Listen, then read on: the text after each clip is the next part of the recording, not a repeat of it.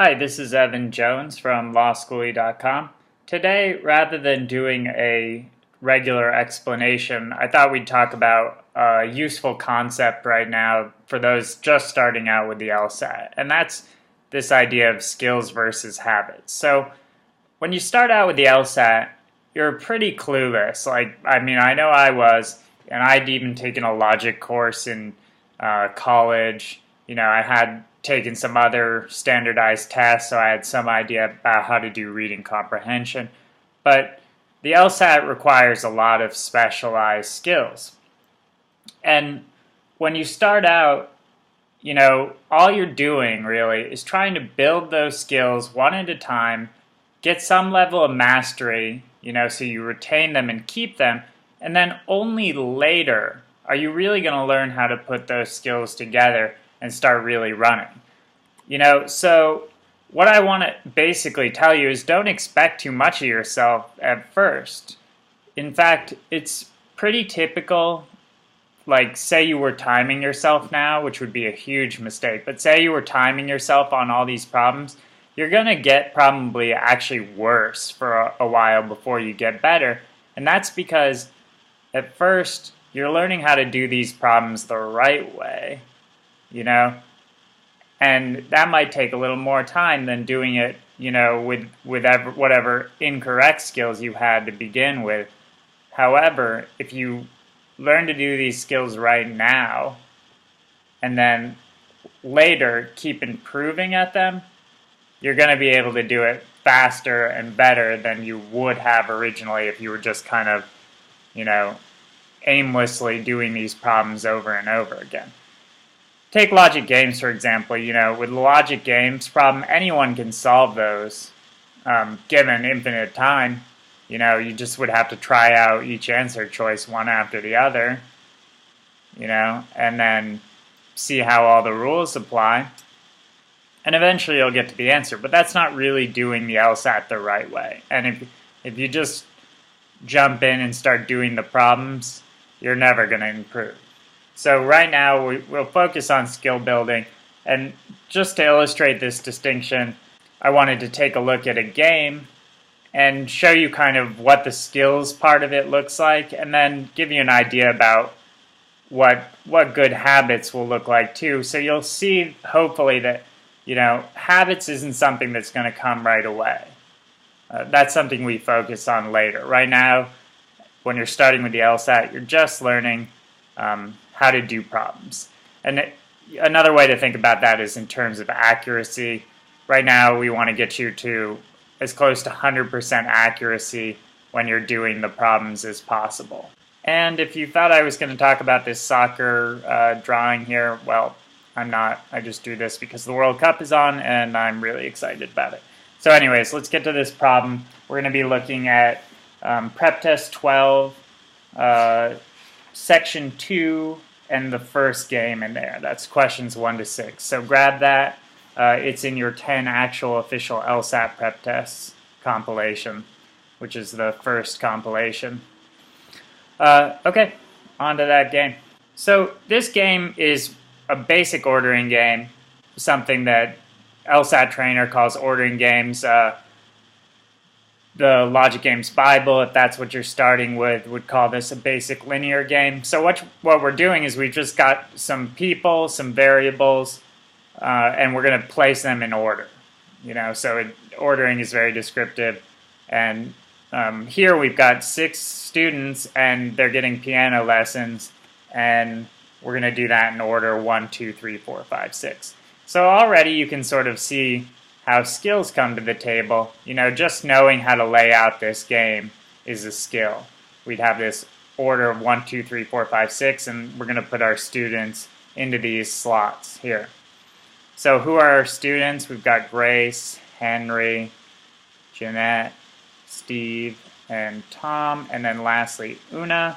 And then we've got some rules about them. So again, more skills here. And I don't expect you to be solid on all this stuff yet.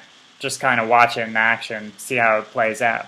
So we're told that Henry's lesson is later than Jeanette's. So we'd put Jeanette here and then Henry. And then that's That's the LSAT trainer way of doing this. If you're doing power score, you do it like this.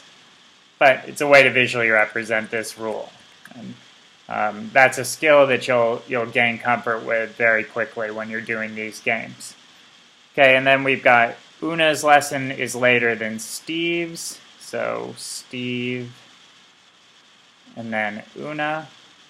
And then our last rule in this game is that, oh, sorry, not our last rule. Our next rule is that Steve's lesson is exactly 3 days after Grace's lesson. The best way to diagram this is to add it right onto this other rule. So knowing how to link up rules is another skill that you'll be developing. And then that shows us that there's 2 spaces in between G and S. And then our last rule here is that Jeanette is on the first day or else the third day. Here's the classic way of writing that out. It shows you that J can bounce around between these 2 spots. So these are all, the skills that you need to build to just be able to represent this thing right and start doing it right. Rather than, if I was doing the LSAT for the first time, I might have gotten as far as writing these spaces out, but I wouldn't have really known how to diagram these rules. So building those skills is really what you'll be focused on at first.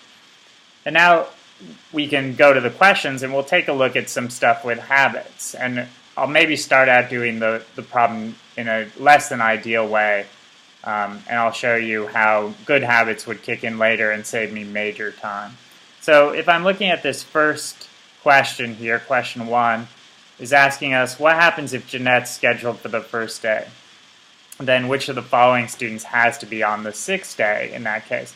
So some good habits to get into is when you're given a new rule, that's specific to just a question, you just want to plug that in right away, right? And then now my next thing that I would do here is then look at my rules. That's a habit that immediately I look at my rules and see what comes into play. I take a look at this big chain down here, and I'm seeing, well, there's not a whole lot of room for that. So if I tried to put it in here, G, go 2 spaces, then S, well, then U is hanging off the back. We can't have that. So the only place G can go is here, G, S, and then finally U's after S. Got U in there. So U has to be 6 if J is first. And that gives us our correct answer here, E. And another, simple habit that I learned to apply is that I want to leave this work up here for later so that I can see what I've done before. And then I head down to question 2 now, question 2. And it's asking us which student can go. We need to find a student who can go on both the 3rd and the 5th day. So all of a sudden, this gets a little tough. I'm like, rapidly this game's getting kind of harder right here. How do I attack this? Well, I could start off with like eliminating some answers that don't look so good. That would be a decent habit here. So, Grace is a good example of that. Grace has to be too early on to ever go 5th. There's the latest you can ever get Grace is into this 2 spot. We discussed that. So, that might be some decent mental habits that I can eliminate easy answers and then save these hard ones for later. But here's the habit that I think, will come with being very experienced and being a real pro at this LSAT. I'd backtrack here and I'd take a look at this combination of possibilities for J. There's only 2 of them, right? So, and then we've got this big honker of a block that there's not a lot of room where this thing can go. So mentally, a great habit that you'll develop later, it kind of looks like magic now, but later you'll develop this habit, is to say, well, maybe there's not a whole lot of possibilities for how all these things get ordered in here. Let's try one with J in the first spot, right? If we put J in the first spot,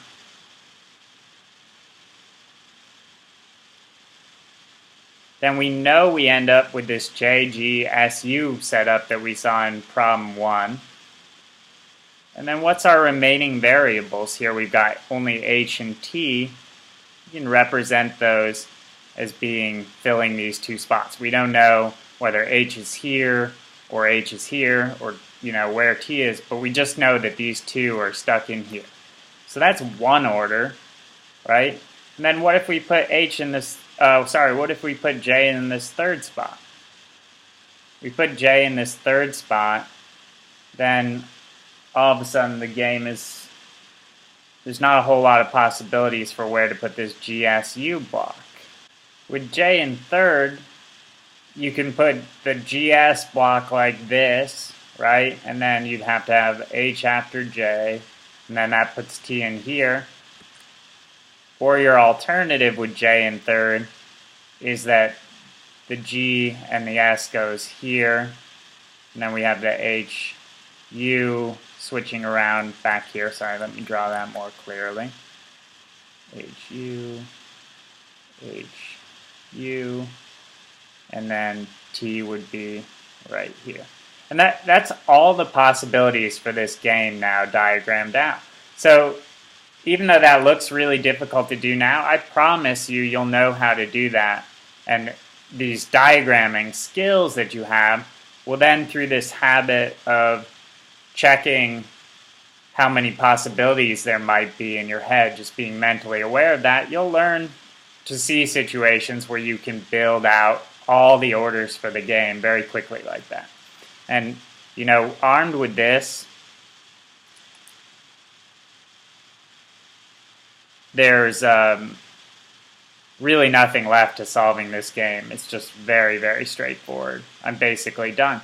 So, let's just pull a random question out and I'll answer it with this.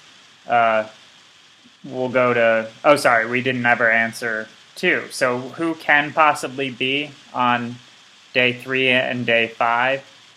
Well, you look down at this thing, H and T are the only ones that can ever be on day 3 other than J, and J is not an answer choice, right? So you can only cross off anything except H and T.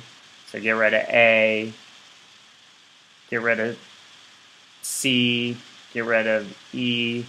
Then we're left with Steve and Tom. Can Tom ever be on day 5? No, only H and U.